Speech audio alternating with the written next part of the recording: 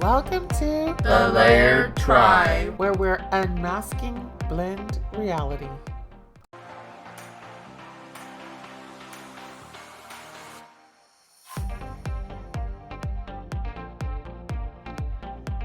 Happy Monday. As we're entering the holiday season, I thought this would be a great time to talk about our first holiday season and how it sucked. It was really funny because I asked my husband, I was like, looking back on our first holiday season and what went wrong and what would be your advice to someone dealing with holiday stress with merging families? And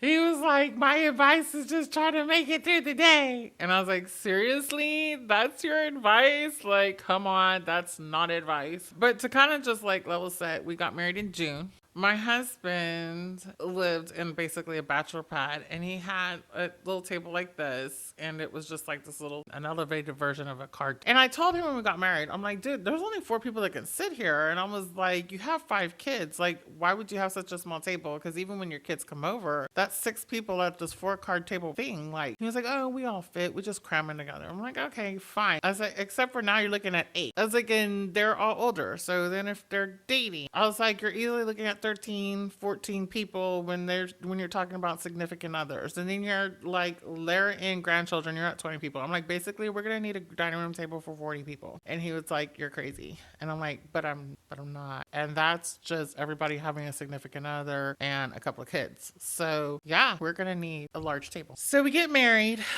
And the holiday season arrives. It was also the first time that I was part of the conversation of whether his ex was working or not, whether the kids were going to be approved to come over for Thanksgiving or not based on her work schedule. I was like, wait a minute. Wait a minute. So we're gonna do this based on her work schedule, huh? Okay. Thanksgiving was our big first holiday, and we cooked. Actually, he primarily cooked. So then that kind of like annoyed me too, because I have like this Thanksgiving meal that I like. I have an idea of what Thanksgiving is to me. He's of the school of let's just order something, and I'm kind of like, no, like I want my creature comforts. I want my Thanksgiving taste. I can taste them. I was like, fine, whatever. You cook. I don't know what your kids like. Their mom makes a lot of stuff from scratch. And I was kind of like, okay, fine. You know, you do you. And I'll just observe this first Thanksgiving. So I kind of just took this like step back and went into observation mode. He did all the cooking or primarily the cooking. Then when it came time to eat, we all sat down. Well, when we go to sit down, out of the 4 chairs that are there, one of them is broken to the point that nobody sits on it because nobody trusts the chair. And so all the kids know to avoid said chair. And apparently we pulled out a couple of extra chairs, and I don't know where these chairs came from. And everybody sat down, and the only chair left was the broken chair. There was 1 chair left. And I looked at my husband because my husband and I hadn't sat down, and he motions for me to go sit in the broken chair. And I am trying not to make a scene, but I'm like, that's the broken chair. And he's like, oh, what? Really? Oh, no worries. And then he pulls over like an ottoman thing. He's 6'4", so we sit down, and he's still a pretty decent height to the table. But I just like sink down, and the table's like right here. Like my husband and I, without thinking, 9 times out of 10, we sit down to eat, and I just automatically put up my hand to pray. And I put out my hand to pray, and he almost recoiled, and he moved his hand away. Okay. Several other types of just unspoken things happened like that through Thanksgiving, and then again through Christmas. And I literally was ready to get divorced then. Like I was like, no, this is not gonna be my life. Of course, we had several fights about this. We had a fight before Christmas. We had a fight after Christmas. We had a fight. Then when I left, because it was the next April that I moved out, we lived separate for a year. It was just awful. It was just awful. And so when I talked to him about it, he was like, I was just trying to figure out what was going to happen. I was just trying to make everybody happy. And I was trying to gauge what that was without actually knowing. And we kind of talk about roles. You're going to hear me talk about that a lot. And he kind of was just like, this is just a new role for me, and I'm just trying to do my best. Except for, as Rebecca Eckler said, sometimes somebody's best isn't good enough. And I was like, yeah, your best isn't good enough. So when I asked him what his advice would be, what did he think we could have done now that we're 7 years in, what we could have done different, he was just like, I don't know. I don't know. And I said, well, let me run something by you. And let's see, aside from getting a larger table, because I did tell him to get a larger table, and we did get a larger table, and we do have a larger table, and we can all sit at the table for now. We still don't have our table for 40, but we're working on it. This would be my idea, but let me see what, bounce it off, since this is your kids. Thinking about where we were on that first year. And I was like, what if we had name cards? And he scoffed, and he was like, name cards, Jenny? Like, who does that for family? He's like, this isn't a museum. This isn't a gala. And he's like, and I could see my kids saying, like, we don't do name cards, and I was like, yeah, but this isn't just your family anymore. We're merging families. And if we don't have a designated spot for everybody, he's like, well, I just personally hate name cards. I'm like, yeah, but then you have people feeling left out. This isn't just one point of view from one family anymore when you're merging families. And so he's like, well, he's kind of the school of that it's a fool's dream to plan, and that you can plan every single aspect. And I'm a planner, so I feel like it's a fool's plan not to plan, because then you can't even try to problem solve. But his point of view is you can't plan everything and think everything's going to be okay from the beginning. Like you don't understand all the personalities involved. And he's like, and while he goes, even considering my kids and even considering where they were emotionally and mentally at that time, he was like, some of them may have been okay with that, but others probably wouldn't have been. And I was like, okay, but then we should have made sure that there was seating for everybody like we do today, because I have demanded that we make sure that there is seating for everybody and no one's standing there with a plate saying, where do I sit? But he made a point that maybe we could have tried some stuff and then follow up with a conversation with the kids and be like, hey, we tried this because we're not sure what to do here. It's okay to be vulnerable with the kids. It's okay to have a conversation and give them a voice. And so that was kind of one piece of advice that he gave, which piggybacked on mine, and I agree. So my advice is to make sure everybody is included and get feedback from the kids. Another thing that he said that I kind of agree with was, which is kind of what we did,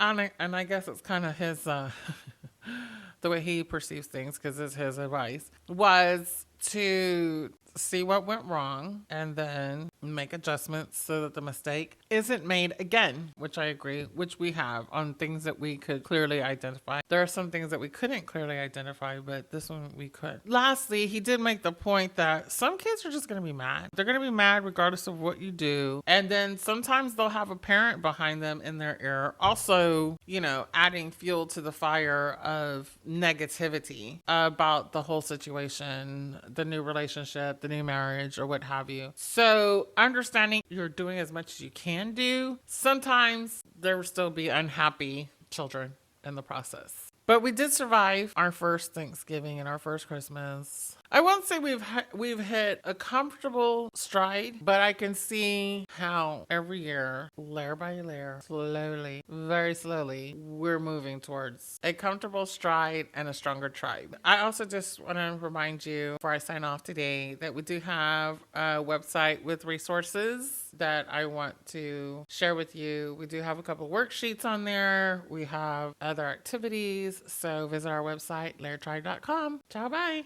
Don't forget, we'd love to hear from you. We welcome comments, testimonials, thoughts, questions, or rants, either by submitting a form on our website or leaving a voicemail at 281-946-9886. Modern Man Monday. So we can't talk about the Laird Tribe without hearing from the voice of a modern man living in a modern Laird Tribe. let's dive in So to part most men 2 don't of want last to week's communicate topic. at that level. Yeah. So what is your advice to men to do that, to sit down and to be frank and to be open and to say the words? Because most men, don't want to, It's just, or are afraid that the woman's going to weaponize whatever they say. which is But true. you can't. But you can't be successful in the relationship if that level of vulnerability isn't achieved. That's right. It's funny, but in all things, it's all the same. No pain, no gain. That's really the reality. And unfortunately, it's never going to change. If you want your golf game to get better, then, you got to go to the practice range and spend 3 or 4 hours on working, on your drive or short game or whatever you're doing. That's no fun in that. It's fun to be on the course. It's fun to be out there doing that. But if you don't do the things that you need to do, then you won't change it. And ultimately, if you do that work, just like if you spend 3 hours on your short game and then you get out on the course and all of a sudden you drop 2 strokes, you feel great. It's the same thing with marriage, with relationships. It's like, all right, if I'm going to pay the pittance and I'm going to go ahead and work this or talk about it, and hopefully it's going to streamline things so our relationship, so all of a sudden that's not an issue again. So there are a lot of things that I will never bring up ever because it's just not that big a deal. And those aren't the things that bring you down. It's the things that they are a big deal to you and you don't say anything about them and you just let it go. And it's really also a disservice to your spouse because they think it's settled and it's not. But one last question. What would your advice be to men kind of going on the scenario of the ex has a request or there's a conversation about the ex